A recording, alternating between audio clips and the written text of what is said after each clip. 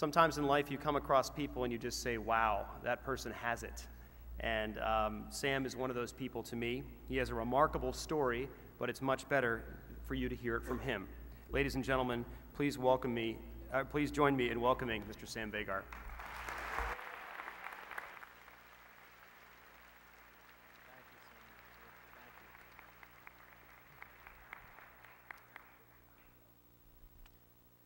Good morning. Thank you, President Ross. President Ross, we first met in 2010, as you mentioned, thanks to the Genzibar Foundation in the aftermath of all that transpired in Haiti. From that moment, you've been an incredible mentor, friend, board member, an enthusiastic champion for youth leaders all across the nation. And it makes you one of the best university presidents in the country today. Ladies and gentlemen, please join me in thanking President Ross for his extraordinary leadership. Thank you.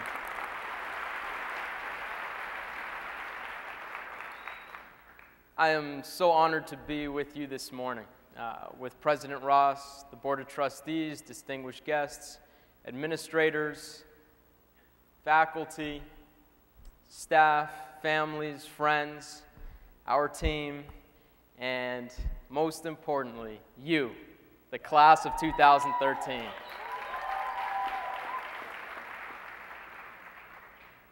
I want to start off with a special request. There's someone in this auditorium that deserves recognition, someone who has worked so hard to make all of this possible. That someone is Mom. Many of us are fortunate enough to have our mothers in our lives, and as it is the eve of Mother's Day, I want to ask every single mom here, every mother here, to please stand up. Get out of your seats, stand up, and let's all recognize all the moms for all you've done.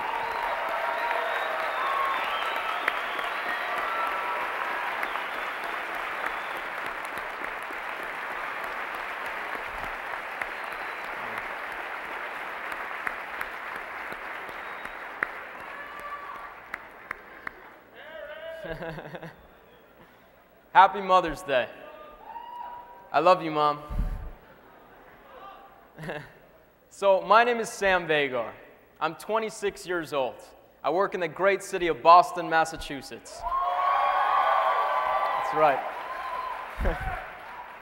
And I head the national nonprofit, the Millennium Campus Network, the MCN.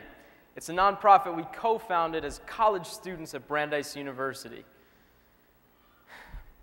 Our organization, it makes campus organizations more effective and sustainable in their efforts to reduce poverty across the globe.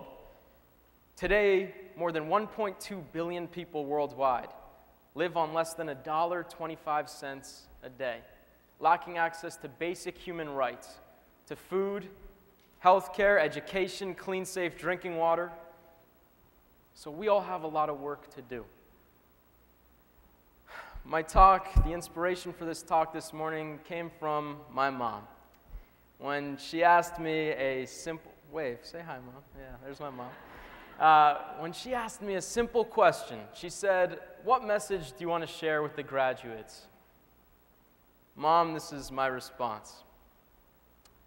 In high school, I was a loser. I didn't fit in. I was so afraid of rejection that I just couldn't take any risks. I never picked up the phone to call friends. My only date, all 4 years, which my mom always reminds me, was a blind date for senior prom. Yeah, I ran for class president all 4 years, and I never won.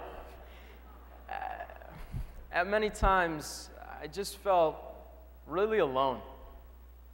I applied to 17 colleges with the notion that there was something in me that made me unique, made me stand out. I just couldn't articulate it yet. So most schools rejected me.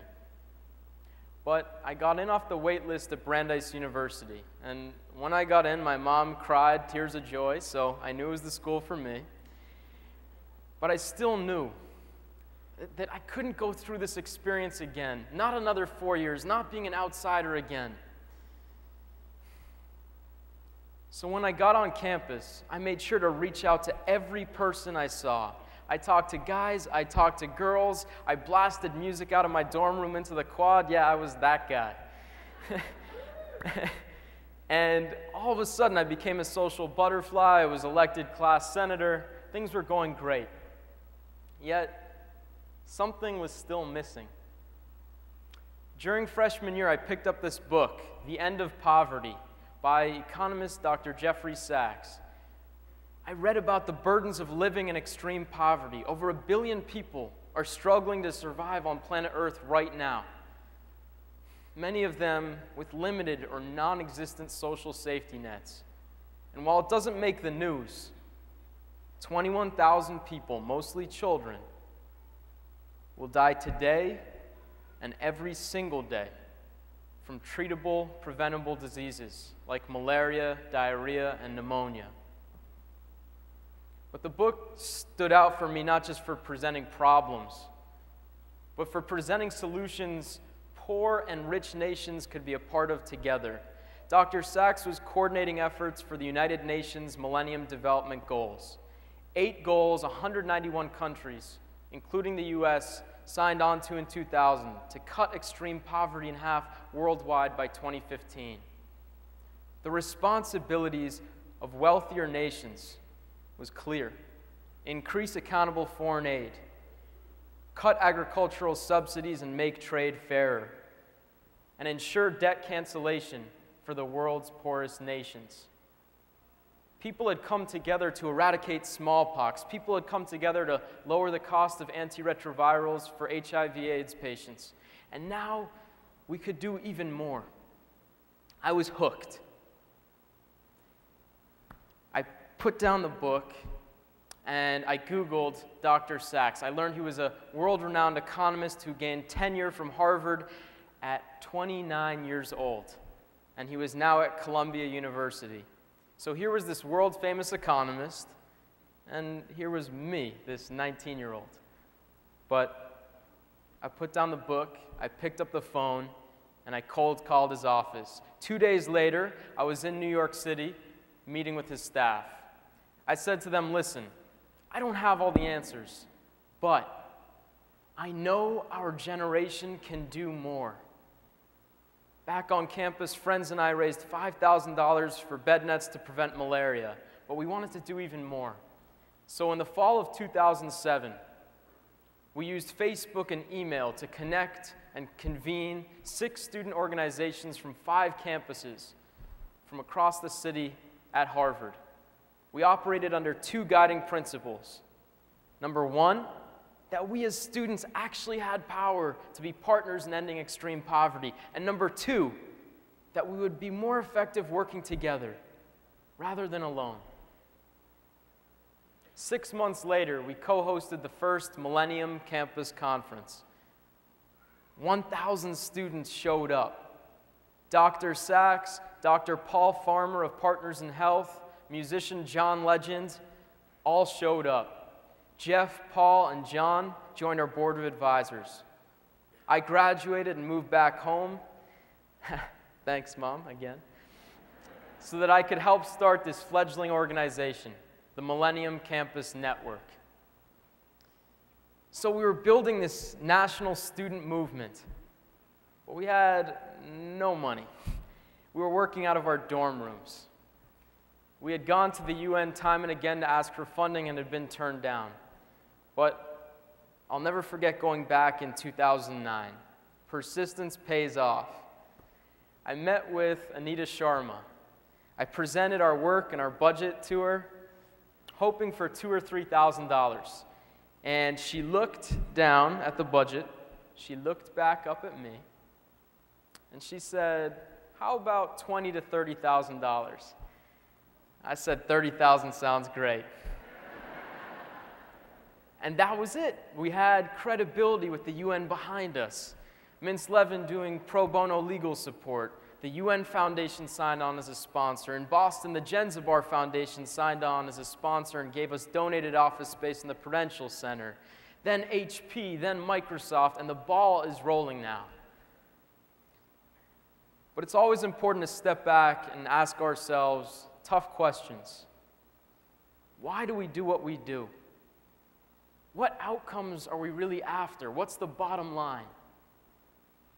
In a time when the value of a college degree, what you, the class of 2013, are about to hold in your hands, in a time when that degree is being called into question, we are showing the world that higher education can have tremendous value. The purpose of education is to spark and inform action. And our member organizations are acting. One example, students in Project +1 are working in the nation of Timor-Leste with a tuberculosis clinic. The clinic doesn't have healthy meals for its patients. So the students are working on a 4-year partnership to create a community garden. And when it's fully operational, the garden will provide healthy meals to patients. And on top of that, it's actually going to save the clinic $1,300 per month in expenses.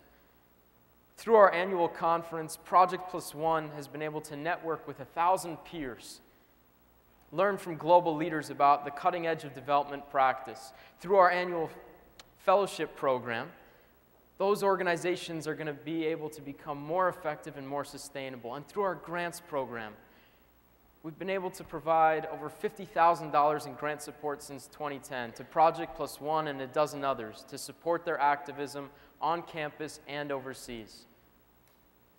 We are working to make this easier, to make it more accessible, to make students experience success at a young age, and to provide greater assurance that the work being done is actually helpful to the world's poor. And our belief is that many of these students will then carry that commitment to service with them for a lifetime. I want to invite you all this morning to get involved in our growing network, in our community. Reach out to me today, in person or online. Reach out to us, or find other nonprofits or businesses that have a social impact, and make that choice to get involved. So, many commencement speakers, they tell you, follow your passion. Or they say, don't follow money. Or no, they say, do follow money. No, they say, don't follow money, sorry. They say, don't follow money. Find what you love to do, and the money will find you. Well, that's not necessarily wrong, but you all know that life is a lot harder than that. Many speakers say you're about to enter the real world. That is absurd. Class of 2013, you've been in the real world for more than 2 decades already. You've experienced adversity, you've experienced success. So instead, I want to share with you the 2 best pieces of advice I ever received that transformed me from the shy teenager that I was into the organizational leader that I am. I received both insights in Washington, D.C., one from a United States Senator, the second from a homeless man just blocks away. I was interning in Washington, D.C. for the One campaign and met then United States Senator Russ Feingold. And I wanted his advice on politics, on creating change. I just wanted to know, what's that first step? So I went and I asked him, and he looked right back at me, and he said, go home. Go home. I thought that was pretty rude. But what he meant was this. If you want to create change, start with the place you know best. And over time, I came to understand what that advice really means. If you care about your world and creating any kind of change in the world, start with yourself. If you aren't healthy, physically or psychologically, it's very hard to be of service to anyone else in need. So find aspects of yourself to love and respect, and do the same with those that you personally interact with, your families, your friends, your colleagues. That is creating change. in its most fundamental form. Activism is deeply personal. In its purest form, activism is love. It starts from the individual, and then it reaches those around you, and then it can reach others.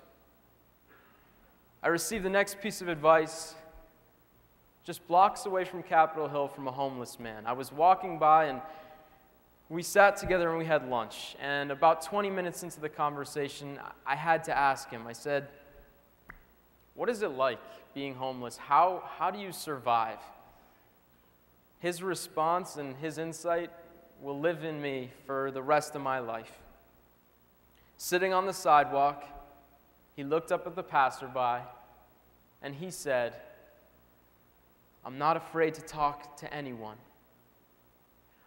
I'm not afraid to look up at those above me and ask for help. Never be afraid to talk to anyone. I'm not afraid to talk to anyone. I'm not afraid to look up at those above me and ask for help. Never be afraid to talk to anyone." I had spent so much of my childhood so afraid of rejection. So I never got rejected. I also never reached my full potential. Taking risks for what you believe in, that's how you create change. It's easy to talk about improving the world. It's much harder to step out of your comfort zone and improve yourself. We all have those moments where we look in the mirror and we don't like what we see. Just by a show of hands, raise your hand if you've ever felt like you're not good enough or you don't quite fit in.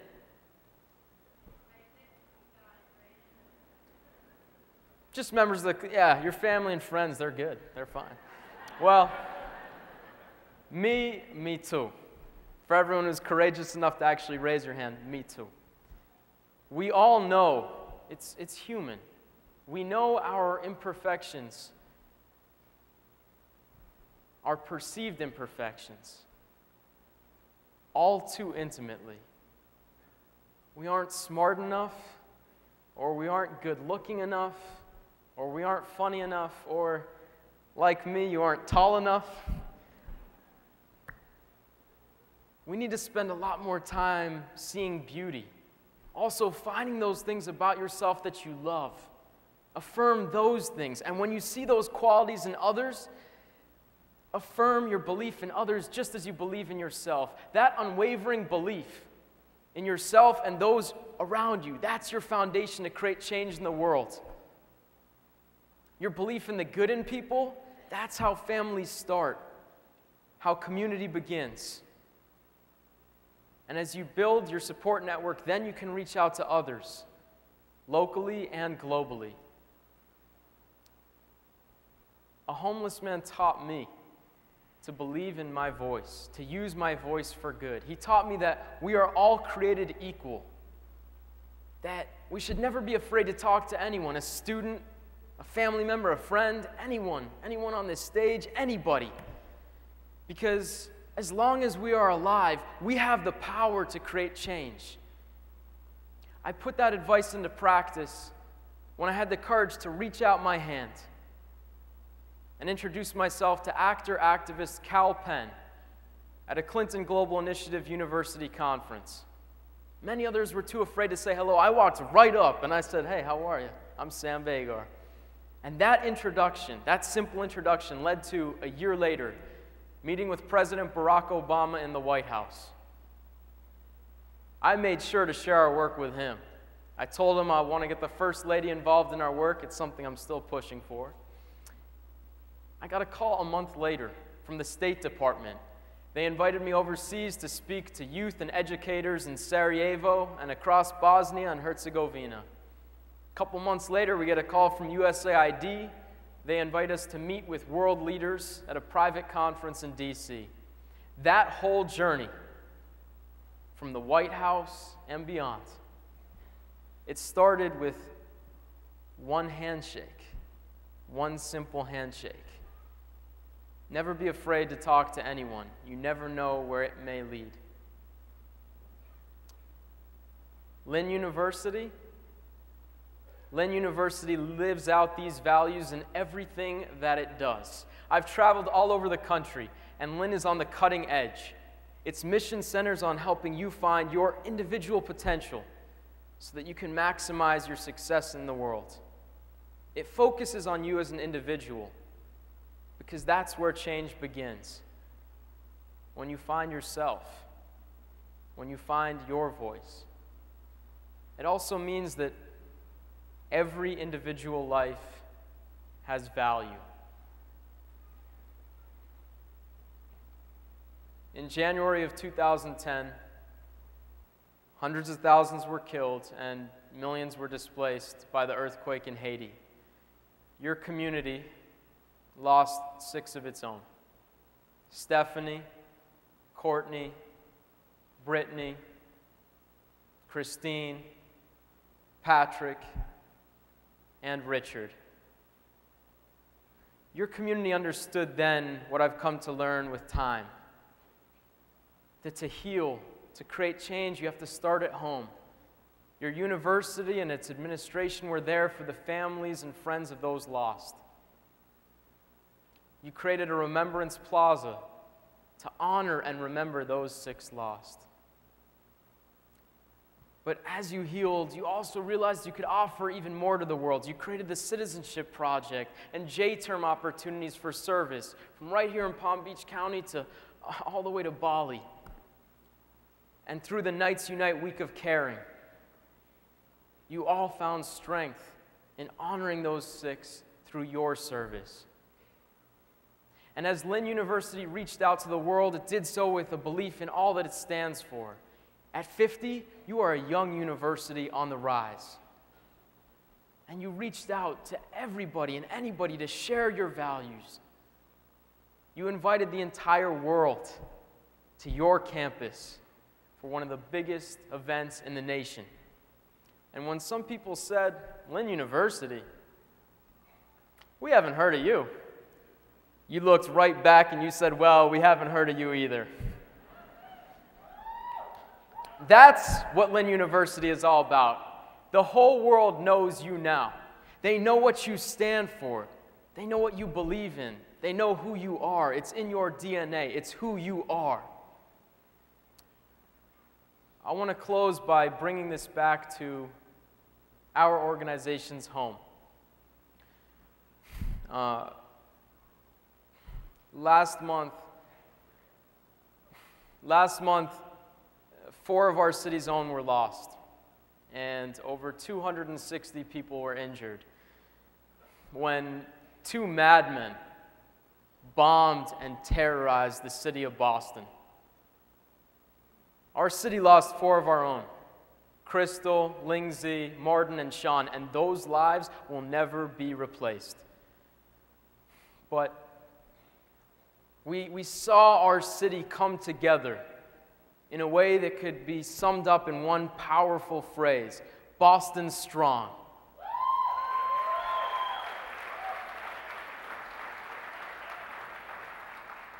And what is Boston Strong? It's first responders who courageously ran towards the bombs. Andrew talked about greatness. They had greatness within them. They had courage. It's law enforcement who tracked down 2 killers. It's a city that has come together and raised more than $29 million and counting for those most impacted.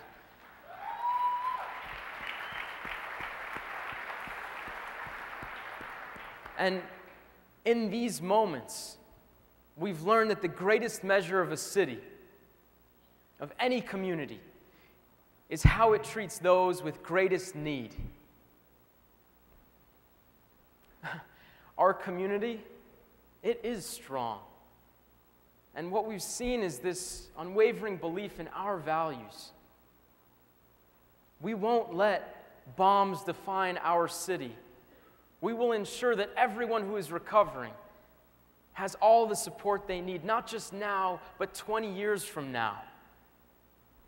Because the greatest thing we can do as a community what true activism is. Signs and slogans and solidarity, that's great, but true activism means diligence and discipline and commitment to those most in need. We've learned that as a city together, and we are stronger today, now more than ever. So, I ask you, in honor of your 6 lost and our city's 4 lost, for the millions impacted in Haiti, hundreds recovering in Boston, 1.2 billion people living in extreme poverty, literally on the edge of life as we are here together.